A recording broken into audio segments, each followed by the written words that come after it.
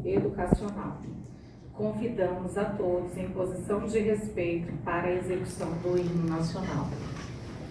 Ministro Paulo Dias de Moura Ribeiro, professor do DF e membro da terceira turma de Direito Privado, a qual já presidiu e que nos concede desde 2016 este espaço para que nossos alunos possam adquirir esta experiência relevante em seus currículos. Aproveitamos para agradecer aos estudantes que participam do intercâmbio, tanto oradores quanto ouvintes, e a todos os funcionários do DF que nos apoiaram para que este evento ocorresse.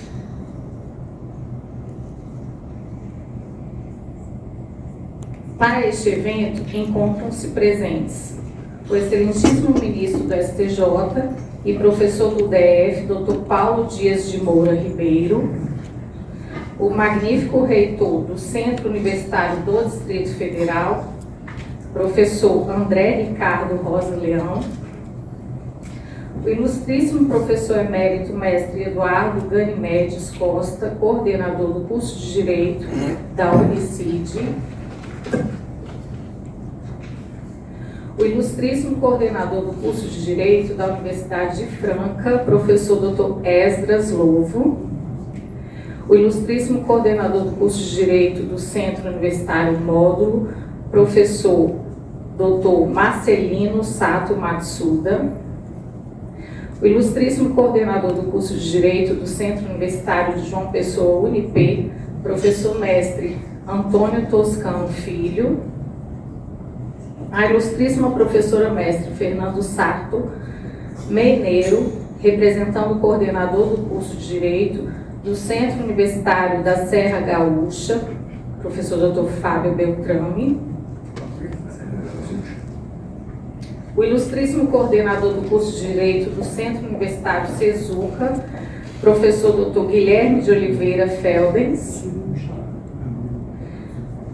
a ilustríssima coordenadora do curso de Direito do Centro Universitário Nossa Senhora do Patrocínio, professora mestre Sandra Regina Floril, a ilustríssima coordenadora do curso de Direito do Centro Universitário de Pinhais, professora doutora Mariel Muraro, o ilustríssimo coordenador do curso de Direito da Universidade Cruzeiro do Sul, professor Dr. Wellington Ferreira de Amorim, o ilustríssimo coordenador do curso de Direito do Centro Universitário Brás Cubas, professor Dr. Ivan de Oliveira Silva Durães, o ilustríssimo coordenador do curso de Direito da Universidade Positivo, professor Dr. Alexandre Nicoletti Redlum, a ilustríssima coordenadora do curso de Direito do Centro Universitário do Distrito Federal, professora mestre Margarete da Silva Pérez Nunes.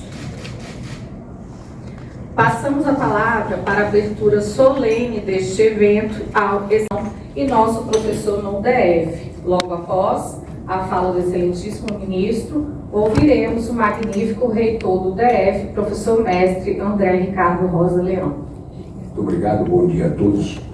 Eu tive a satisfação de conhecer também um educador há muitos anos, que a Covid levou, mas ele tinha uma frase que me parecia espetacular. Ele falava assim: é melhor uma capelinha cheia do que uma catedral vazia. Mas hoje nós temos uma catedral cheia, é espetacular, de tantos alunos, vindo de tantos lugares do Brasil, aqui no STJ, Tribunal de Cidadania. Esse encontro começa há um bom tempo, há 9 anos. Para este país, algum encontro de 9 anos é uma coisa extraordinária. E é sempre muito gostoso e agradável receber os alunos aqui, cada vez com a casa mais cheia, e isso deixa os nossos corações jurídicos extremamente felizes. Tudo isso começa há muito tempo, quando eu conheci Hélio Figueiredo, um homem brilhante, um homem de luzes incríveis, um professor de geografia que criou todo este setor educativo de alta qualidade. E não há quem não goste dos seus cursos de direito. Eu lembro até hoje, com muita saudade, da minha faculdade católica de Direito de Santos, onde veio a nossa diretora. Então, é sempre muito agradável isso. eu faço essa saudação ao professor Hélio Figueiredo, que seguramente deve estar aqui conosco, vendo essa maravilha desse encontro, mas também não deixo de fazer uma saudação à magnífica reitora Beatriz Maria Eckhardt Hoff, porque foi com ela que nós começamos esse encontro.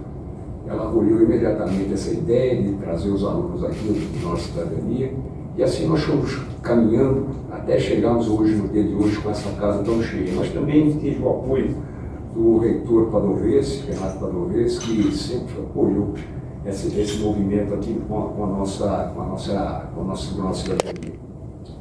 A cientista Margarete, minhas saudações, é sempre muito bom. Gente de Santos tem em todo lado, é incrível, né? Impressionante. Gente de Santos tem em todo lado, uma verdadeira embaixada de Santos. Eu não posso também deixar de fazer uma saudação àquele que foi meu coordenador durante muito tempo, o professor Paulo Campanha, com quem tivemos uma bela relação, e também o meu NDE, né? Com a professora, com a nossa coordenadora, a professora Margarete, mas o professor Marcelo Borges, a professora Raquel Noronha e o professor João Guilherme. Adolfo Lopes da Silva, pelo UDF. Muito bem, excelentíssimos ministros aqui presentes, cumprimento a todos, excelentíssimos professores e alunos aqui também presentes, é uma honra estar sustentando perante todas vossas excelências. Trata-se de recurso especial interposto em face de acórdão que negou a existência de responsabilidade bancária. As contrarrazões foram devidamente interpostas e estou perante vossas excelências sustentando em nome do Banco Réu. A Federação Brasileira de Bancos, FEBRABAN, dispõe que a melhor forma de se prevenir de uma tentativa de golpes é a informação. Por isso, cada vez mais vemos campanhas de todos os bancos noticiando e explicando os golpes da atualidade. É só andar pelas ruas de qualquer estado que vemos nos pontos de ônibus cartazes com a seguinte frase: cuidado com o golpe, pois nem sempre os bancos serão responsabilizados pelos golpes perpetrados por terceiros. O parágrafo 3º do artigo 14 do Código de Defesa do Consumidor estabelece a possibilidade dos prestadores de serviços bancários se eximirem de suas responsabilidades quando provarem inexistente o defeito do serviço prestado ou a culpa exclusiva de terceiros.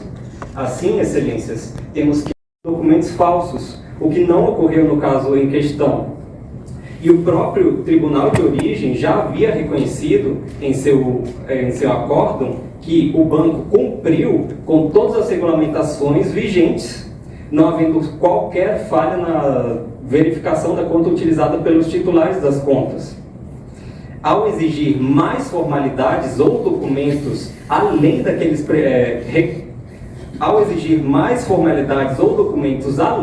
daqueles exigidos pela regulamentação vigente, estaríamos impondo ao banco requisitos que extrapolam aquilo que foi determinado pelo próprio regulador, algo que deturparia com a essência de modernização pretendida pela resolução referida. E tal excesso de exigências contraria o espírito de inovação e de inclusão financeira proporcionada a todos os brasileiros. E tais instituições têm sido fundamentais para... Dando continuidade ao evento, então, temos aqui o Dr. André Lima da Silva, representando a Unixul. Dou boas-vindas ao candidato. Obrigado. Vamos abrir, então, um tempo regulamentar, tá bem? Obrigado. Em primeiro lugar, gostaria de cumprimentar a excelentíssima senhora doutora ministra, representante desta turma, a doutora Margarete, estender os meus cumprimentos aos demais ministros que se fazem aqui presentes, cumprimentar os servidores da Justiça, bem como a plateia que aqui se encontra. Excelências, de início eu gostaria de fazer um breve resumo sobre as questões de fato, demonstrar o que aconteceu no caso concreto, depois adentrar nas questões de admissibilidade do recurso e, por último, efetivamente, no método. Pois bem, no caso em tela, excelências, trata-se do que chamamos de golpe do falso leilão. O recorrente, em outubro de 2020, entrou no site da empresa chamada Manhã em Leilões e arrematou um veículo de nome Honda HR-V no valor de R$47 mil. Foi acordado com a empresa que no dia seguinte ele retiraria o veículo. Contudo, ao chegar ao local, notou que se tratava de uma fraude, de um golpe cujo nome se chama falso leilão. Dessa forma, por ter efetuado o pagamento junto ao banco C6, ora recorrido, ajuizou a presente demanda com o intuito de responsabilizá-lo pelos danos suportados. Passo à admissibilidade do recurso. Excelências. O presente recurso é interposto com base no artigo 105, inciso 3, alíneas A e C do permissivo constitucional. Pela linha A, o Tribunal de Justiça do Estado de São Paulo, ao negar provimento ao recurso, contrariou a lei federal, ou seja, o Código de Defesa do Consumidor, especialmente os artigos 6º, 7º, 14 e 17. Pela linha C, o recurso é interposto porque, novamente, o Tribunal de Justiça do Estado de São Paulo negou provimento ao recurso e contrariou, deu interpretação divergente da que deu o Tribunal de Justiça do Rio Grande do Sul em caso extremamente semelhante, que também envolveu o golpe do falso leilão. Contudo, no Tribunal de Justiça do Rio Grande do Sul, o colegiado deu provimento ao recurso de apelação interposto pelo recorrente para condenar o banco a ressarci-lo pelos danos suportados em virtude do golpe de falso leilão. O artigo 105, parágrafo 2º da Constituição, exige também a demonstração da relevância da matéria de direito federal infraconstitucional, o que se demonstra pelo aumento do número de casos envolvendo o golpe do falso leilão, especialmente depois da pandemia. Por isso, surge a necessidade de instar esta Corte a se manifestar sobre a questão. O presente recurso também, há de se ressaltar, excelências, é tempestivo, eis que interposto no prazo de 15 dias, foi devidamente preparado, conforme guia de custas e comprovante que se encontra anexo aos autos, e a matéria foi devidamente pré-questionada via recurso de apelação e embargos para fins de pré-questionamento. Passo agora à análise do mérito. Ministro Ganimedes, tem-se que a relação, no caso em tela, trata-se de uma relação de consumo.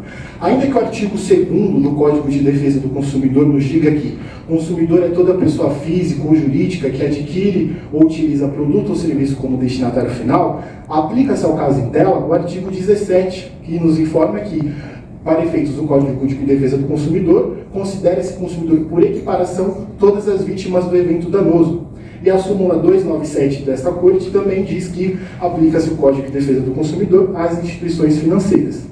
Tem-se que, no caso em tela, houve falha na prestação do serviço, haja vista que o recorrido permitiu a abertura de uma conta para pessoa jurídica utilizando-se apenas de um RG e uma selfie, excelências.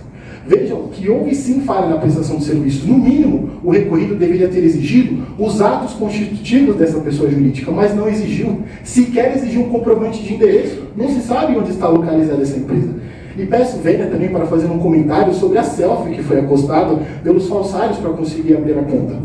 Não me parece que a pessoa que consta naquela selfie tem poder financeiro para ter uma empresa de leilões, mas isso o banco não observou, não se importou em analisar esses documentos. Por isso, há sim a falha na prestação de serviços. E por isso, aplica-se ao caso, ministro Ivan Durães, o artigo 14 do Código de Defesa do Consumidor, que nos informa que o fornecedor de serviços responde independentemente de culpa, ou seja, a responsabilidade é objetiva, pelos danos causados na prestação de serviço, pelos defeitos na prestação de serviço. E a recorrida não logrou êxito em nenhum momento, seja na contestação, nas contrarrazões de apelação ou na defesa do recurso especial, para comprovar a inexistência do defeito. Poderia ter alegado, por exemplo, a excludente de responsabilidade, de acordo com o parágrafo 3º, incisos 1 e 2 do Código de Defesa do Consumidor, mas não logrou êxito em comprovar. Não comprovou que, existindo defeito, existindo a prestação de serviço, o defeito não existe. Tampouco comprovou que há culpa exclusiva do consumidor ou de terceiro. Ora, pelo inciso 1, o defeito existe sim. Ele não analisou todos os requisitos e permitiu que os falsários abrissem a conta. Pelo inciso 2, não há que se falar em culpa exclusiva do consumidor, porque o banco não analisou a documentação que foi enviada, tampouco monitorou a dilapidação desses valores. Eu ressalto, excelências, que o recorrente efetuou o pagamento para os falsários por intermediação do recorrido, e esses valores foram dilapidados em menos de 2h30, mas isso o recorrido não observou. Então, assim, há falha na prestação de serviços, e o recorrido deve ser responsabilizado. E disso surge o nexo causal, que vai ligar o ato ilícito com o dano. Se não existisse essa interferência do recorrido, a interferência de uma instituição financeira do porte do recorrido, o recorrente jamais teria feito a transferência, mas, como houve a interferência de um banco do porte do recorrido, qualquer um de nós aqui poderia ter caído nesse golpe, excelências, até eu. E disso surge a responsabilidade. E por isso, aplica-se ao caso a súmula 479 dessa Corte, que diz que as instituições financeiras respondem objetivamente pelos danos causados por fortuito interno relativos à fraude no âmbito das operações bancárias. Essa súmula exige a ocorrência do fortuito interno, que foi o que aconteceu efetivamente. A falha não ocorreu fora do banco, não ocorreu no âmbito externo, ocorreu no âmbito interno do banco, e por isso este deve ser responsabilizado objetivamente e solidariamente. O recorrente não busca a responsabilidade única e exclusiva do recorrido, não é isso que a defesa busca, e sim a responsabilidade solidária entre falsários e recorrido, haja vista que esses concorreram objetivamente e solidariamente com o golpe. E por isso aplica-se o artigo 7º do Código de Defesa do Consumidor, parágrafo único, que diz que se todos os autores concorreram para o ocasionamento do dano, todos devem responder de maneira solidária. E por isso ambos devem ser responsabilizados. Diante do exposto, pede-se o conhecimento do presente recurso, eis que preenchidos todos os requisitos de admissibilidade, bem como o provimento para reformar o acordo de apelação e julgar procedente a demanda proposta. Ademais, requer-se a inversão do ônus da sucumbência e a condenação do recorrido ao pagamento dos honorários advocatícios. Obrigado.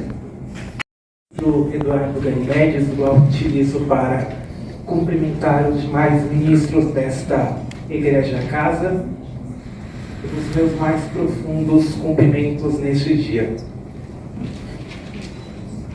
A todos os serventuários da Justiça, bem como a todos os meus nobres colegas que aqui me acompanham, os meus cumprimentos. Eu sou Derek Mello, representando os interesses do senhor Sandro Bucalon da Silva, em face do então requerido Banco C6, Sociedade Anônima. Eu passaria, excelências, nesse momento, a fazer e apresentar as razões das quais darão sustentação ao presente recurso especial. Para tal, excelências, eu me debruçarei hoje sobre o estudo realizado pelo Banco Central no ano de 2020 para trazer aqui um panorama da atuação de todos os bancos digitais no cenário brasileiro aqui em nosso território. Apresenta estudo 0089 de 2020, excelentíssimo ministro Esdras, que hoje todas as instituições financeiras passam por um processo de digitalização. Processo esse que tem três principais fatores. O primeiro deles, a simplificação dos processos trazidos pela digitalização. Simplificação estas que incluem, por exemplo, os processos de abertura, manutenção e encerramento de contas bancárias, incluindo a qualificação dos dados dos seus titulares. O segundo fator acarretado por esse processo de burocratização, excelência, é o fator econômico. A sociedade anônima se diverge em dois processos de bancos tradicionais.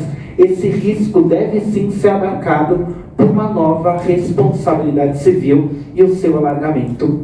Responsabilidade civil essa, excelência, que surge através do artigo 927 do Código Civil de 2002. Aquele que comete ato ilícito fica obrigado a repará-lo. Repare, excelentíssimo ministro Esdras, que a obrigação de reparo, em seu parágrafo único do artigo 927, exclui a necessidade de culpa do agente causador quando a atividade normalmente for desenvolvida por risco. Percebam que o risco trazido aqui pelas novas atuações do Banco C6 Sociedade Anônima devem sim acarretar culpa, independentemente da necessidade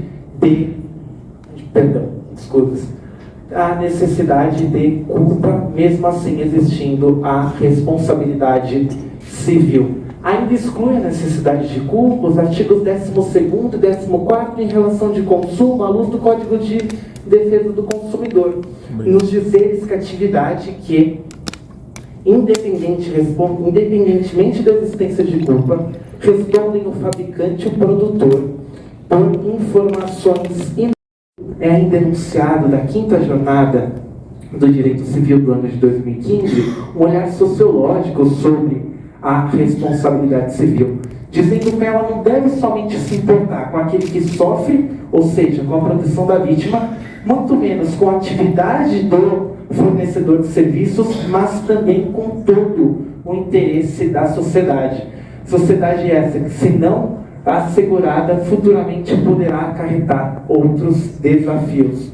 Sobre tal, muito bem menciona o professor Flávio Tartucci, que tal interpretação possibilita o enquadramento de futuras novas relações de risco que surgirem por meio de uso de novas tecnologias. Percebam novamente o uso de novas tecnologias ensejando um alargamento da responsabilidade civil. O professor Carlos Alberto Menezes ainda diz que quem dispõe de exercer alguma nova atividade esta semelhante ao do Banco C6 Sociedade Anônima, deverá fazê-lo em segurança, de modo a não causar dano a ninguém, sob a pena de ter que por ele responder sem a necessidade de culpa.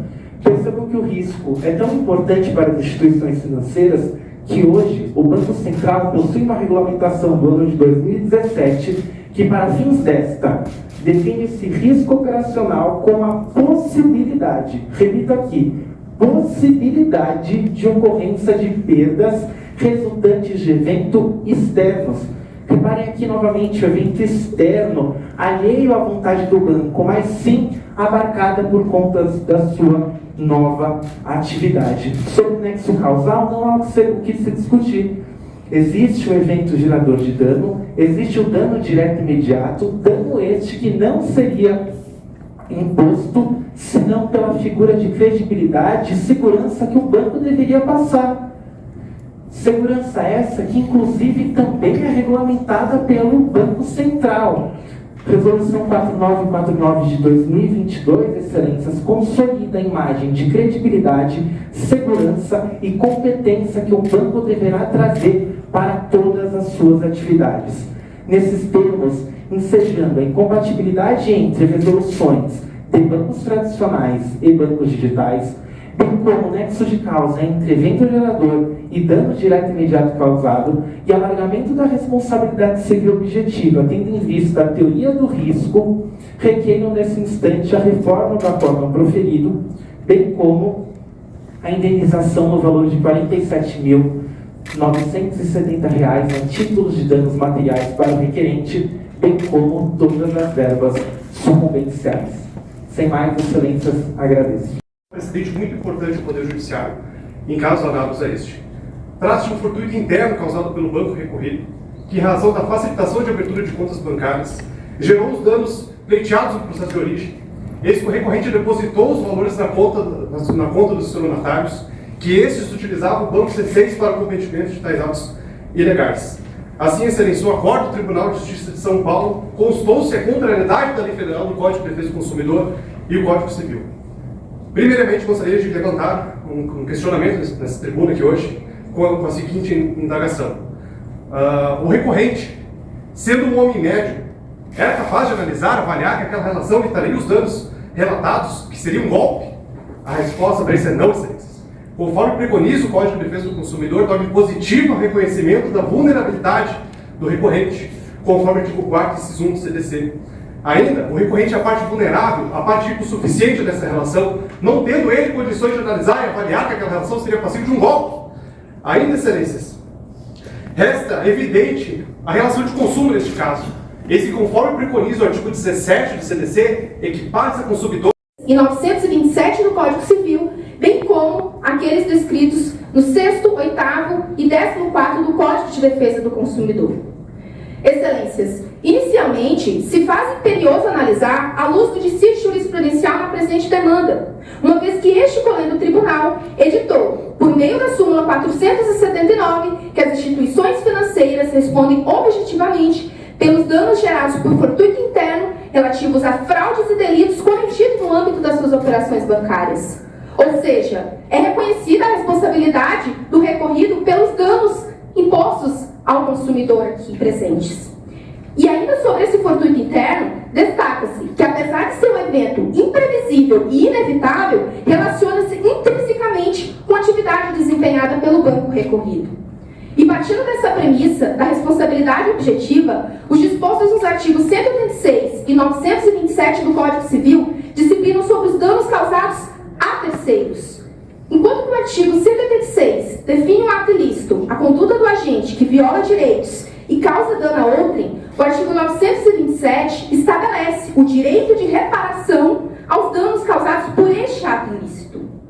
E nesse interim, e do mesmo modo, ainda se estende a inaplicabilidade do artigo 14 do mesmo Código, que refere que essa mesma responsabilidade objetiva gera, independentemente da existência de culpa, o dever de indenizar por falhas na sua prestação de serviço aos consumidores. Logo, excelências, quando o recorrido, ao permitir de forma negligente que uma conta bancária fosse aberta para a prática exclusiva de um estelionato, contraiu para si a responsabilidade na sua falha de prestação de serviços. Excelências, o recorrente não poderia prever ou evitar o golpe, mas o banco, com todo o seu aparato tecnológico e medidas cautelares de segurança, tinha o dever de oferecer o serviço seguro e diligente, ainda que terceiros não clientes, como no presente caso. E nesse mesmo sentido, destaco a resolução 4.557 de 2017 do Banco Central, em seu artigo 32. Como nas transações bancárias, caberia falar até mesmo em hipervulnerabilidade. Estamos aqui hoje para discutirmos a responsabilidade civil de um banco em um caso que envolve uma vítima de estelionato. Criminosos, utilizando sofisticadas técnicas de engenharia social, mas principalmente valendo-se da facilidade desmedida para a abertura de contas bancárias, um problema destacado veementemente por Isaac Sidney, presidente da Febraban, concretizaram o golpe por meio da emissão de um boleto bancário emitido pelo banco réu, cujo beneficiário final era uma conta nesta mesma instituição. Este tema é crucial, excelência, pois trata da proteção do consumidor e da responsabilidade dos bancos em casos de fraude. Diante de nós, ministros, temos a oportunidade de reparar uma injustiça flagrante.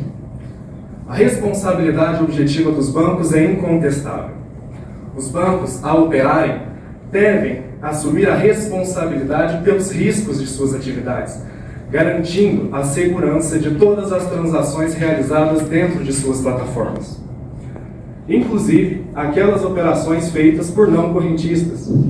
Pois, como esta casa já decidiu inúmeras vezes de maneira acertada, aqueles que utilizam os serviços bancários, principalmente em casos de fraudes, são consumidores por equiparação. Desta forma, é inafastável a incidência da súmula 479 do Superior Tribunal de Justiça, bem como a aplicação da súmula 479 do Superior Tribunal de Justiça, sendo totalmente válida a sua aplicação. Acontece que o acórdão emanado pelo Tribunal de Justiça de São Paulo decidiu pela culpa exclusiva da vítima, alegando a falta de cautela do meu cliente, bem como que a contratação entre o banco recorrido e os estelionatários não se deu de forma, abre aspas, exageradamente facilitada, fecho aspas. Data bem, excelências, mas o julgamento não merece prosperar. De um lado temos o consumidor e vítima de um acidente de consumo, de um golpe.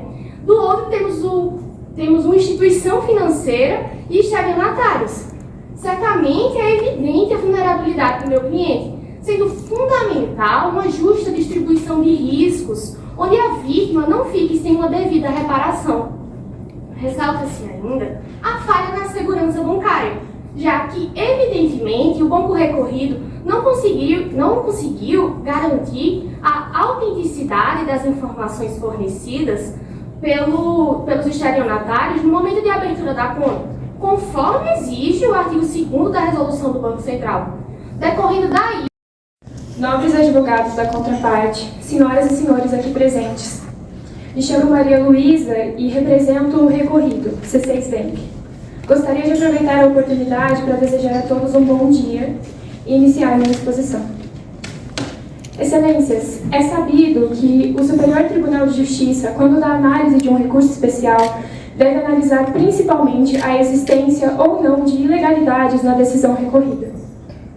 Contudo, dadas as peculiaridades do caso concreto, torna-se necessário, primeiro, contextualizar os fatos que levaram ao ajuizamento da demanda originária. Trata-se de profissional da segurança pública que pensou ter adquirido um veículo automóvel por um valor significativamente menor do que o valor de mercado em um leilão realizado pela internet. Na hipótese, fez a transferência dos valores para a conta bancária da golpista, que era deste banco recorrido. E apenas depois do pagamento percebeu que se tratava de um leilão fraudulento. Ajuizou então a demanda originária como tentativa de responsabilizar também a instituição financeira pelos danos sofridos. Sem sucesso no primeiro e no segundo grau, restou definido que tratava-se, na verdade, de um fortuito externo, ou seja, um fato imprevisto no artigo 1043 do Código de Processo Civil. Para isso, cabe relatar uma breve histórico da jurisprudência que teve o seguinte entendimento: as instituições bancárias respondem objetivamente pelos danos causados por fraudes. Responsabilidade essa decorrente da atividade do risco, caracterizando assim o fortuito interno. A esse respeito, é valiosa a doutrina de Sérgio Cavalieri Filho, para a qual peço vênia para a leitura.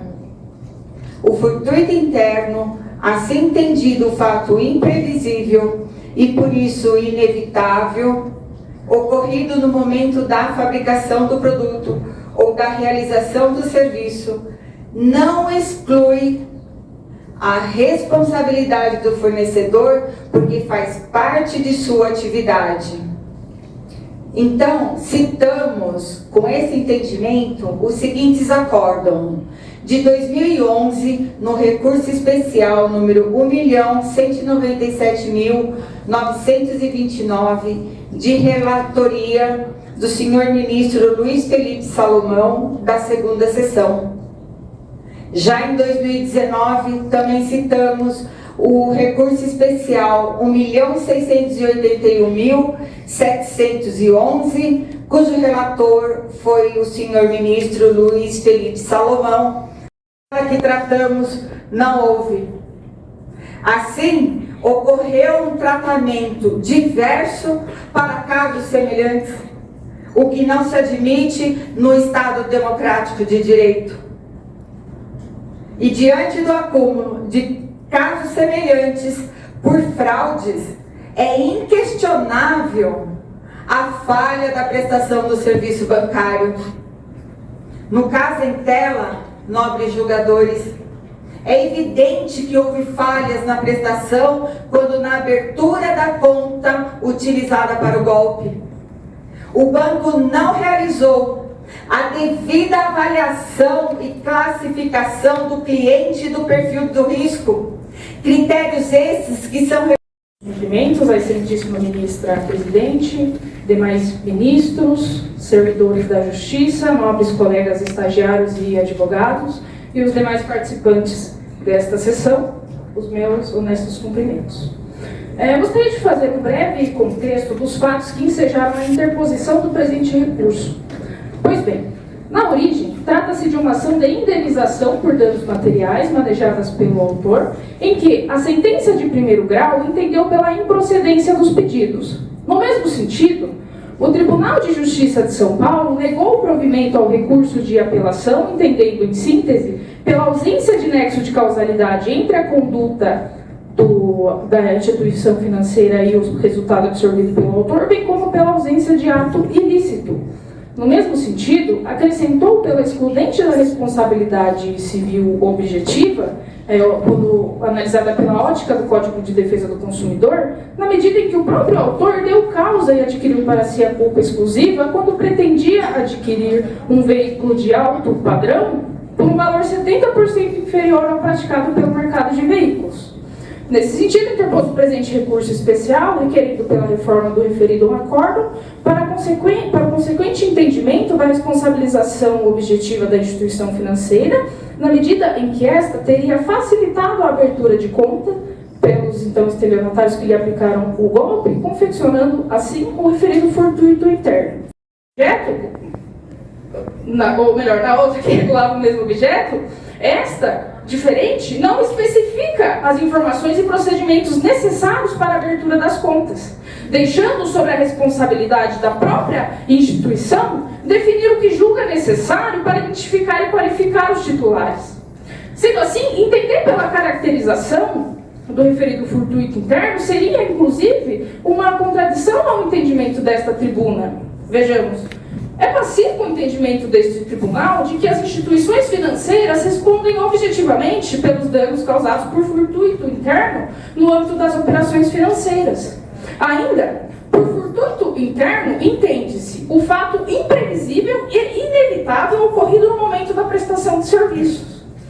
Peço bem, inclusive, para neste cumprimentos à excelentíssima ministra presidente, demais ministros, servidores da Justiça, nobres colegas estagiários e advogados e os demais participantes desta sessão, os meus honestos cumprimentos. Gostaria de fazer um breve contexto dos fatos que ensejaram a interposição do presente recurso. Pois bem, na origem, trata-se de uma ação de indenização por danos materiais manejadas pelo autor, em que a sentença de primeiro grau entendeu pela improcedência dos pedidos. No mesmo sentido, o Tribunal de Justiça de São Paulo negou o provimento ao recurso de apelação, entendendo, em síntese, pela ausência de nexo de causalidade entre a conduta da instituição financeira e o resultado absorvido pelo autor, bem como pela ausência de ato ilícito. No mesmo sentido, acrescentou pela excludente da responsabilidade civil objetiva, quando analisada pela ótica do Código de Defesa do Consumidor, na medida em que o próprio autor deu causa e adquiriu para si a culpa exclusiva quando pretendia adquirir um veículo de alto padrão por um valor 70% inferior ao praticado pelo mercado de veículos. Nesse sentido, interpôs o presente recurso especial, requerido pela reforma do referido acórdão, para o consequente entendimento da responsabilização objetiva da instituição financeira, na medida em que esta teria facilitado a abertura de conta pelos então estelionatários que lhe aplicaram o golpe, confeccionando assim o referido fortuito interno. Para apresentar os argumentos de defesa de Sandro Caetano Bucalon, em face da instituição financeira Banco C6. Ao decorrer da minha sustentação e as teses aqui defendidas, eu demonstrarei a necessidade da reforma da decisão por ela contrariar expressamente a súmula 479, bem como os artigos 6º, incisos 6º e 8º, artigo 14, parágrafo 1º e artigo 17, todos do Código de Defesa do Consumidor. Excelências, é indiscutível que os bancos hoje detêm um papel de extrema importância e significativo para a nossa sociedade. Motivo pelo qual, excelências, com o avanço da tecnologia, vem se tornando muito mais cômodo e facilitado a realização de qualquer serviço de transação financeira.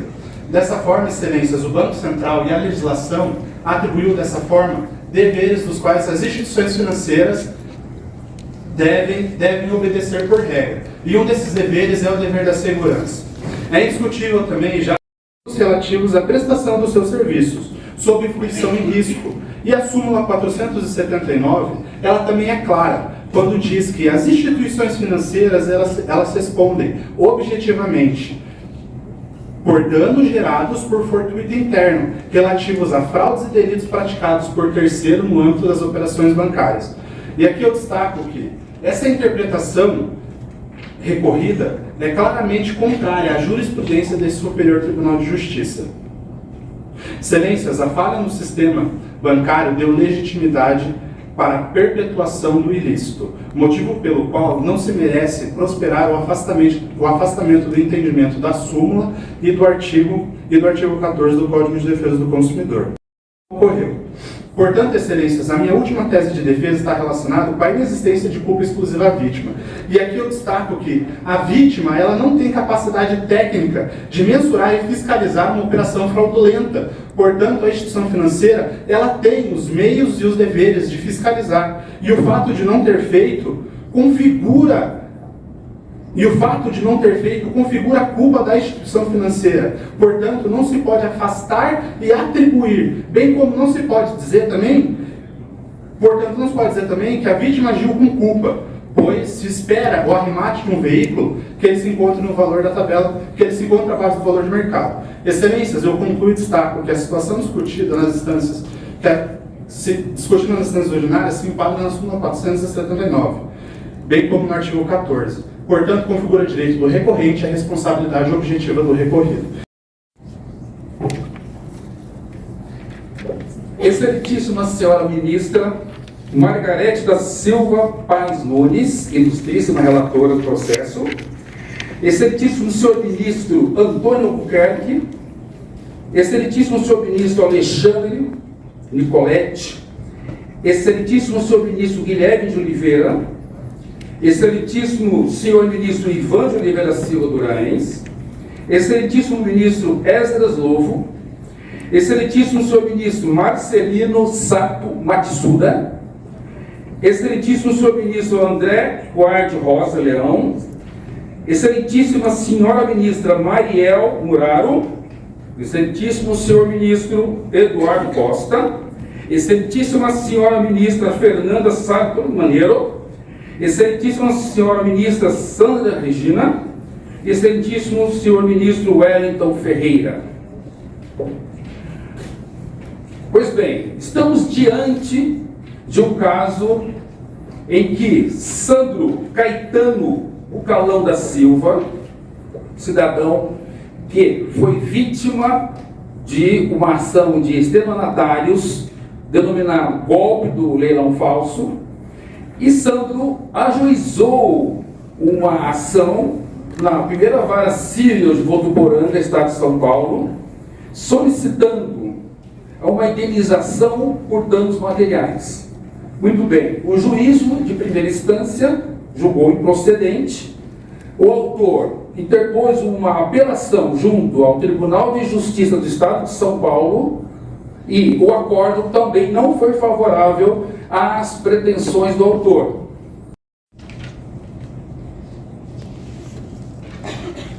O fornecedor de serviços responde independentemente da existência de culpa pela reparação dos danos causados aos consumidores por defeitos relativos à prestação de serviços, bem como por informações insuficientes ou inadequadas sobre sua fruição e risco. Então, aqui está amparado a minha tese, a tese do risco da atividade.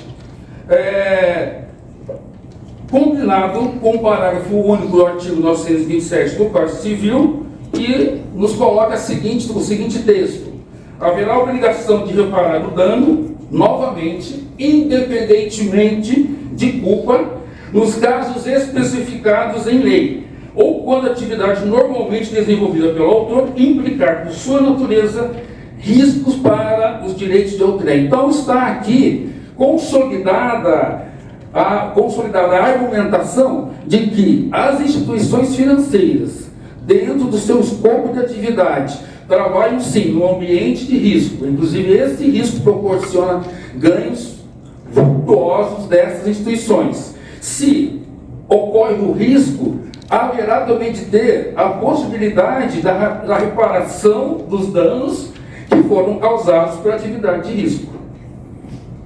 Assim, gostaria então de colocar aqui para vossas excelências a nossa solicitação para que seja então atribuído a culpabilidade ao Banco C6 pelo dano causado e a reparação do valor de R$ 47.975, que foi o valor da causa, com a consequente correção monetária e juros de mora, e que a sucumbência dos honorários seja revertida para o autor do processo. Gostaria de agradecer a todos. Muito obrigado.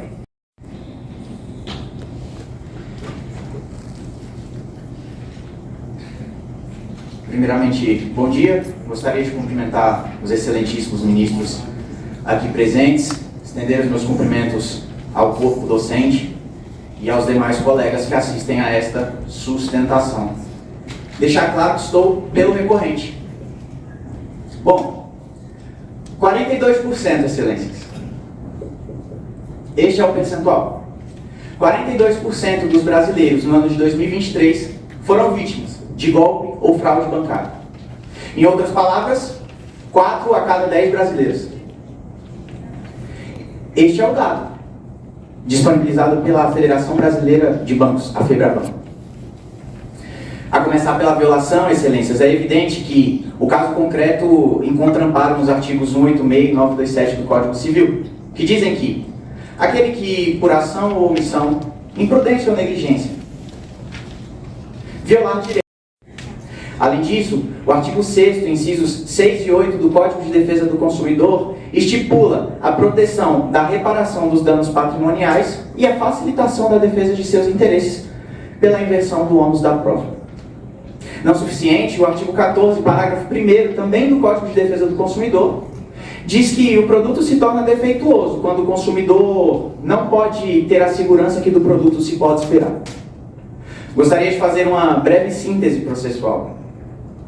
A demanda trata de ação indenizatória por danos morais para discutir a responsabilidade da instituição bancária frente ao golpe sofrido pelo consumidor.